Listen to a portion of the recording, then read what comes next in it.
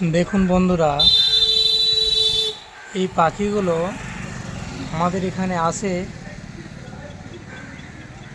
শীত ফুরিয়ে গরম আসলে, গরমের সময় আসে, আবার ঠিক শীত পড়বে এরা আবার এদের দেশে চলে যাবে।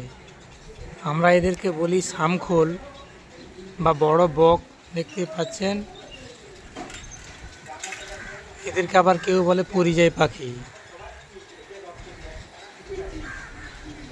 এরা কি সুন্দর বাসা বনে, এখানে বাসা বনে বাচ্চা তৈরি করে আবার পুনরায় শীত পড়লে এরা গরমের দেশে পৌঁছে যায়।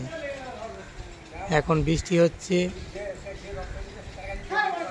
বৃষ্টিতে ভিজবে।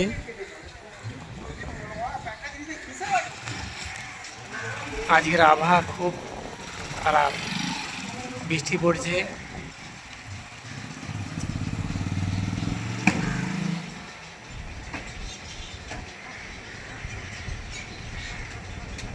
এদেরকে আমরা পরিযায়ী পাখি বলি।